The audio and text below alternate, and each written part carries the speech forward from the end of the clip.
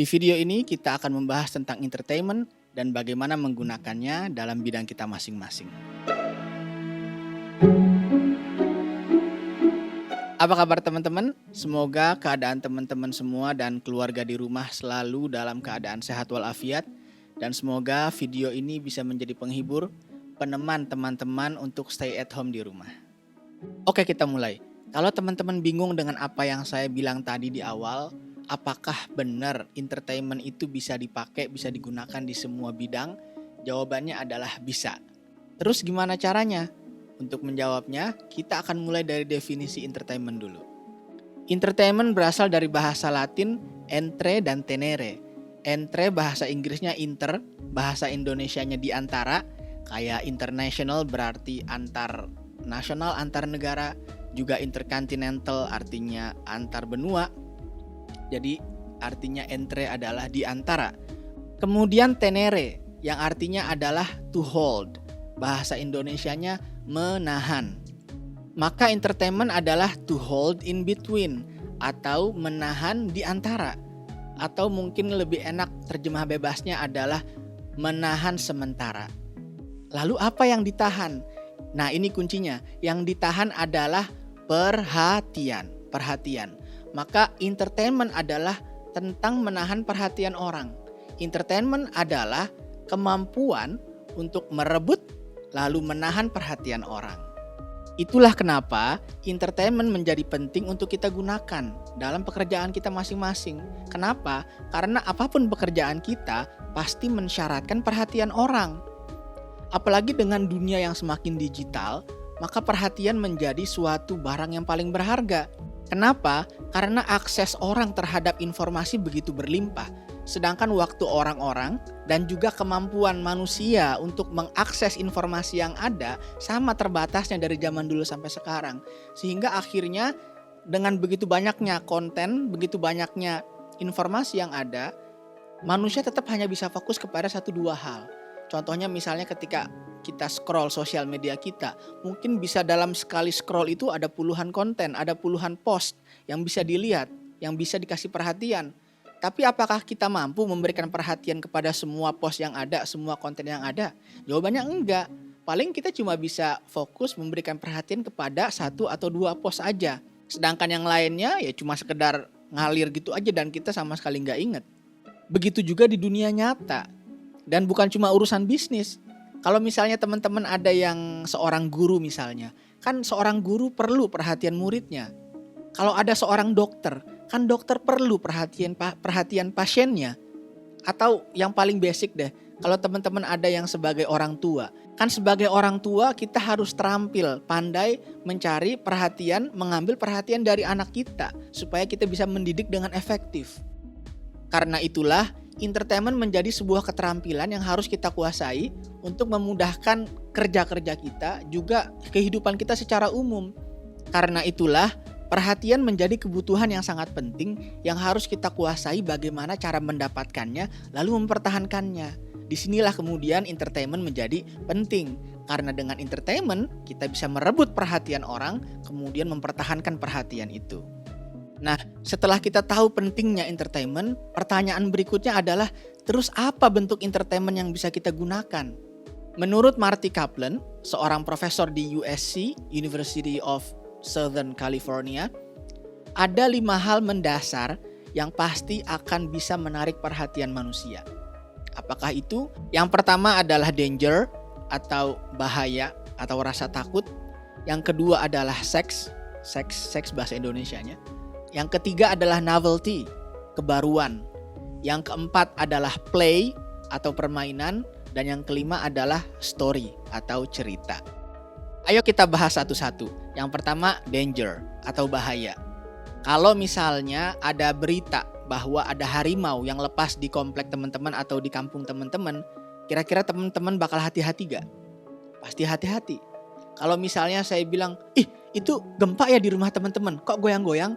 Pasti otomatis teman-teman lihat atas, kanan, kiri, bawah, gempa gak ya? Kenapa begitu? Karena secara naluriah manusia memberikan perhatian kepada rasa takut, kepada bahaya. Tapi kok sekarang masih banyak yang gak takut sama coronavirus ya? Masih lebih takut sama pocong. Kalau teman-teman yang belum tahu, sekarang lagi viral ada sebuah kampung di Indonesia karena masyarakatnya masih pada bandel keluar rumah, akhirnya aparatur kampung memutuskan untuk bikin pocong-pocongan supaya ada yang bertugas menjadi pocong supaya warganya pada nggak keluar rumah karena lebih takut pocong daripada corona. Aduh, malam-malam lagi. Oke, ya kenapa begitu? Ya mungkin karena belum terkomunikasikan aja dengan efektif kepada masyarakat bahwa ini loh bahayanya corona. Beda sama misalnya bahayanya harimau yang semua orang sudah tahu, udah terkomunikasikan. Beda dengan corona. Kasus lain misalnya kita nggak bahas corona lagi. Ada sebuah tempat ya di sebuah lokasi yang selalu menjadi tempat buang sampahnya warga. Udah sampai ditulisin dilarang buang sampah di sini, didoain begini-begini, tetap aja orang masih buang sampah di tempat yang sama. Akhirnya ada sebuah ide, yaitu dengan cara membuat gundukan tanah, seakan-akan ada makam di situ sampai ditaruh batu nisannya. Dan gara-gara itu langsung nggak ada yang buang sampah di situ. Jadi itulah manusia secara natural memang memberikan perhatian atau berhati-hati kepada bahaya. Dan saking efektifnya danger atau bahaya dalam menarik perhatian orang, hal itu sampai-sampai dikapitalisasi, dimanfaatkan untuk menjadi jualan politik. Saya yakin kita semua udah kenyang tahun lalu mendengar dari kedua belah pihak ya mengatakan kalau misalnya yang menang kubu sebelah sana Indonesia bakal begini, semuanya ketakutan Indonesia bakal bubar, Indonesia bakal hancur, Indonesia bakal krisis dan seterusnya. Dan bukan cuma satu pihak ya, dua-duanya. Karena memang ini strategi yang jitu. Ya kalaupun bukan kedua-dua pihak minimal buzzer-buzzernya kan begitu. Dan itu bukan cuma di Indonesia, hampir di semua negara. Di Amerika misalnya, aduh itu dimanapun begitu keadaannya.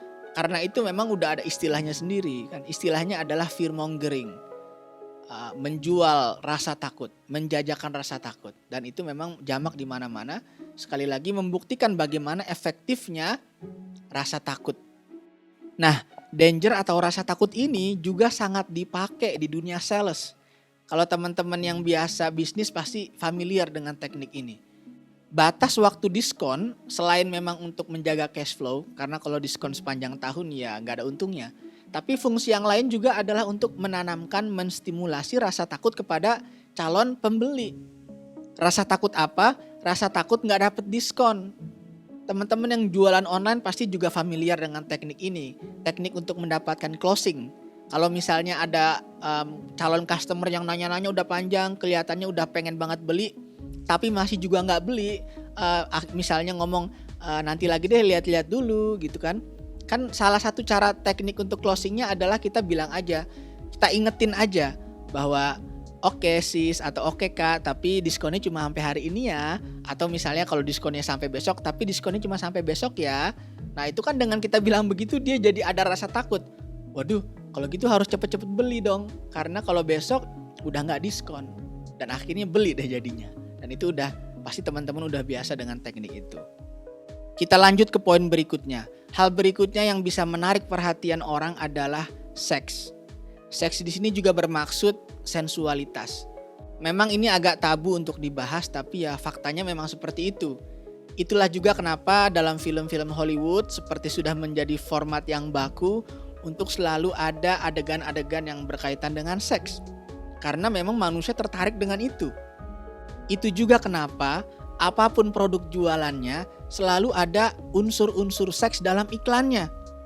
Produknya mobil, tapi yang berfoto di sebelahnya perempuan-perempuan yang berpakaian mengundang.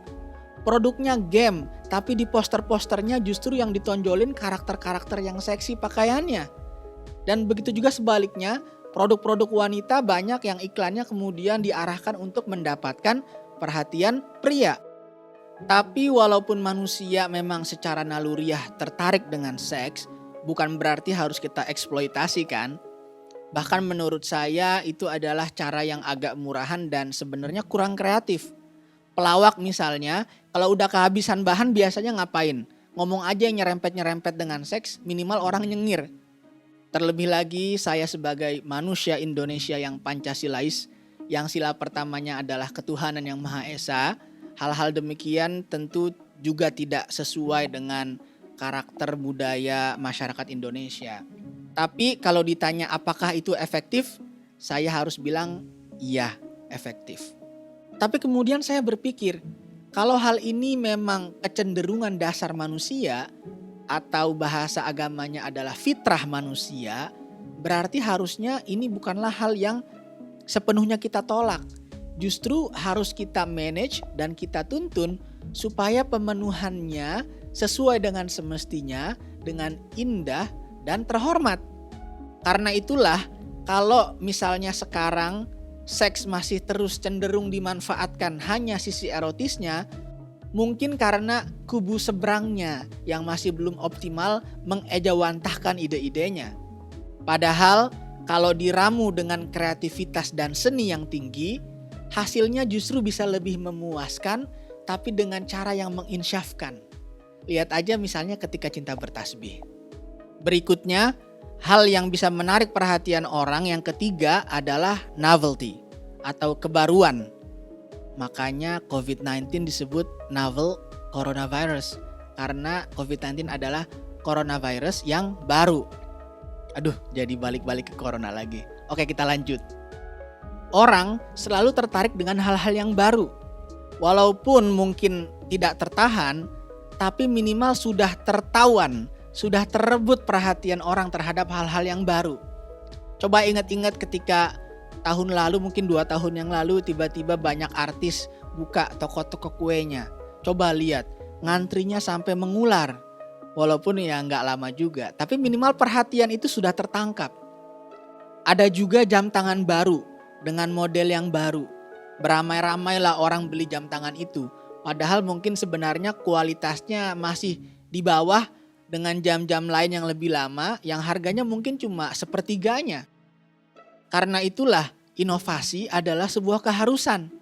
Coba lihat-lihat lagi di internet gimana antusiasnya orang satu dunia ketika pertama kali Steve Jobs memperkenalkan iPhone, sebuah handphone tanpa tombol pertama kali di dunia.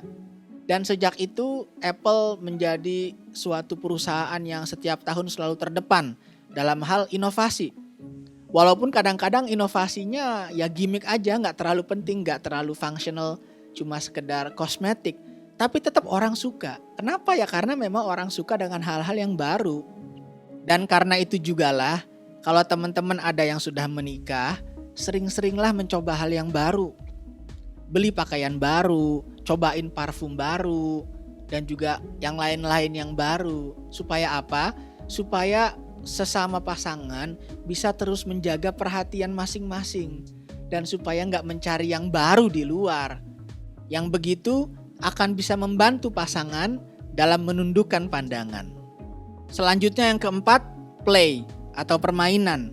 Sejak dulu kala manusia sudah terbiasa melakukan permainan. Bahkan game adalah bagian integral dari budaya manusia dan adalah salah satu bentuk tertua interaksi sosial. Board game seperti catur atau apapun jenis atau variannya sudah ada di berbagai tempat di berbagai belahan dunia. Kemudian permainan menggunakan dadu bahkan sudah diceritakan oleh Mahabharata bahkan sebelum Masehi.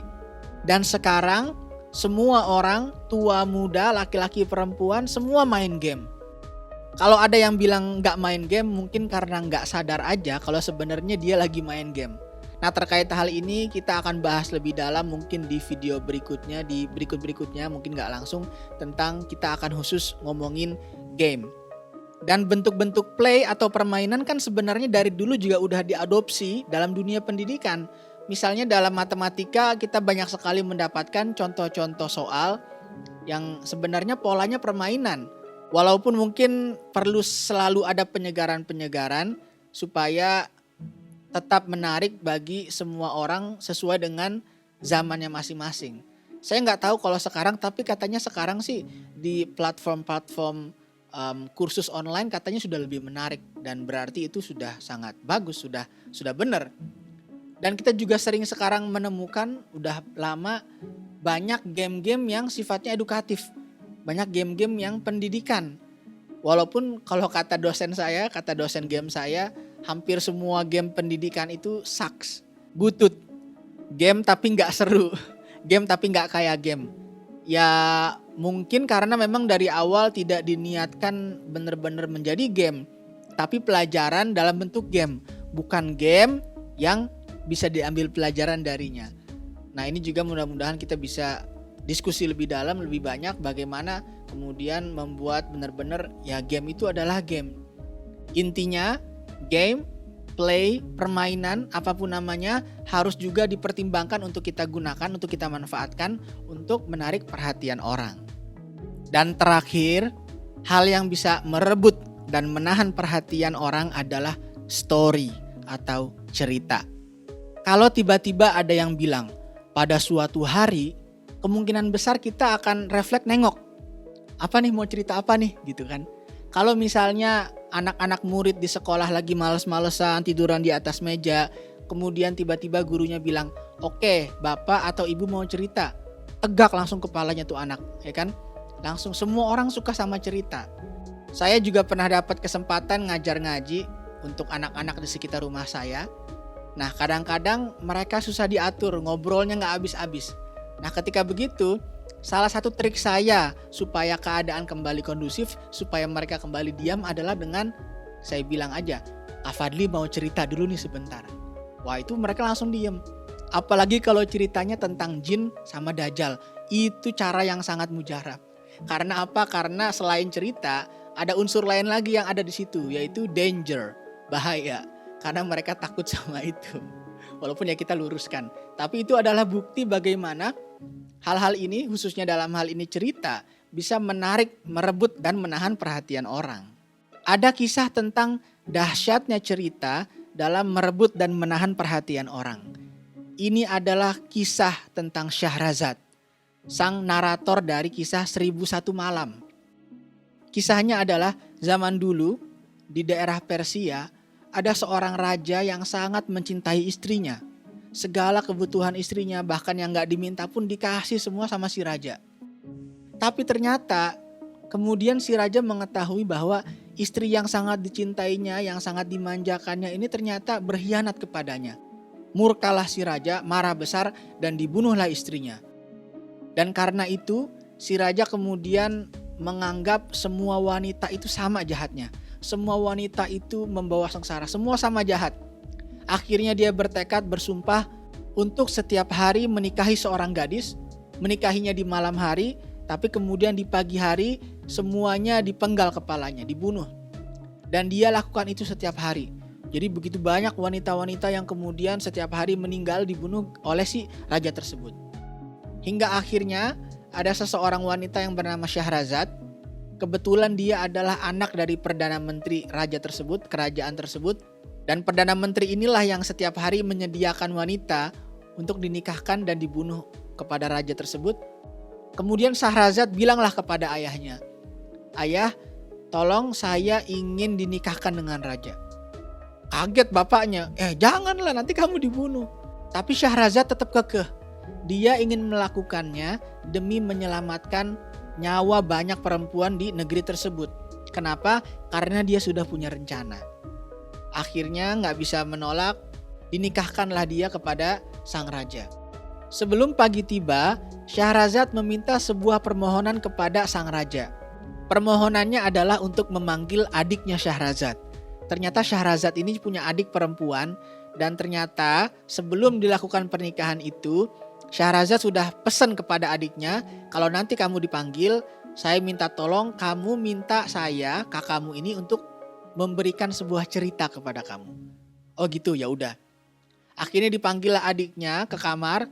Kemudian seperti yang diminta sudah direncanakan, adiknya minta kakaknya menceritakan cerita atau kisah terakhir. Lalu Syahrazad pun izin kepada raja, "Boleh gak raja, saya ingin bercerita kepada adik saya, karena adik saya memang suka cerita saya." Akhirnya raja pun ya gak masalah lah, ya udah cerita aja. Lalu berceritalah Syahrazad. Dan ternyata ceritanya Syahrazad ini panjang. Matahari pun sudah naik, sudah pagi, sudah mau siang, tapi ceritanya belum selesai. Padahal harusnya tradisinya si raja harus membunuh istrinya di pagi hari. Tapi gara-gara ceritanya seru dan belum selesai, akhirnya si raja gak mau ngebunuh Syahrazad. Gimana nih? Ya udah lanjutin dulu deh, masih bersambung. Akhirnya dilanjutin, gak dibunuh Syahrazad. Sampai esok harinya malam, sampai paginya lagi, ternyata ceritanya masih belum selesai. Akhirnya ya lanjut lagi, bersambung, lanjut lagi deh. Karena penasaran rajanya. Dan begitu terus sampai 1001 malam. Karena itulah kemudian muncul kisah 1001 malam, gara-gara kekuatan cerita. Kenapa bisa sampai 1001 malam? Karena memang kisah-kisah dalam 1001 malam ini semuanya berhubungan, nyambung. Ada beranak pinak sampai bercucu. Kemudian nyambung lagi ke cerita neneknya dan begitu seterusnya. Hingga akhirnya dikisahkan pada akhirnya, karena kisah-kisah itu pun ada yang berhikmah, akhirnya sang raja pun akhirnya bertaubat dan kemudian tidak membunuh Syahrazad. Itulah salah satu kisah dahsyatnya cerita dalam merebut dan menahan perhatian orang. Waktu saya SMP, ada pelajaran yang sangat membosankan. Namanya KWN atau kewarganegaraan. Tapi ternyata saya dapat seorang guru yang suka cerita. Dan ceritanya seru. Dia cerita tentang 98, tentang 66, tentang cerita-cerita di negara kita. Dan jadilah pelajaran yang sebenarnya gak penting, karena cuma setengah jam dalam seminggu itu kemudian menjadi salah satu pelajaran yang dinanti-nantikan. Masih sangat banyak yang bisa dikupas dari bagian yang kelima ini, cerita dalam entertainment. Karena memang mayoritas entertainment itu bahkan cerita. Film itu jelas cerita, novel, cerpen, cerbung itu semua cerita. Tapi game, ternyata inti dari game pun cerita. Kemudian semua acara TV itu semuanya intinya cerita. Kenapa misalnya pemenang AFI, Akademi Fantasi Indosiar yang pertama itu si Ferry? Jawabannya adalah untuk kebutuhan cerita. Kenapa misalnya ada acara masak-masak doang, kayak MasterChef misalnya, tapi kok ada karakter juri-juri yang galak? Masa juri masak tapi udah sedia tempat sampah untuk muntahin makanan, terus kerjaannya marah-marah doang? Kan sebenarnya nggak ada hubungannya. Terus kenapa dibuat begitu? Jawabannya adalah supaya ada ceritanya. Dan karena itu, karena masih banyak yang harus dibahas dari sisi cerita dalam entertainment ini, minggu depan episode videonya adalah khusus membahas cerita dalam entertainment yang benar-benar sangat kuat. Oke, intinya entertainment adalah sebuah alat yang bisa digunakan untuk membuat apa yang kita lakukan lebih efektif. Dan sebagaimana sifat dari alat-alat lainnya, sifat dari entertainment adalah netral. Positif atau negatifnya tergantung kita yang menggunakannya. Karena saya yakin teman-teman yang nonton video ini pasti adalah orang-orang baik yang selalu menyebarkan kebaikan kepada orang lain. Maka harapan saya adalah dengan video ini kita semua teman-teman bisa lebih pandai, bisa lebih terampil dalam menggunakan entertainment untuk lebih dahsyat lagi menyebarkan kebaikan. Manfaatkan juga dalam pekerjaan teman-teman. Selamat berentertainment.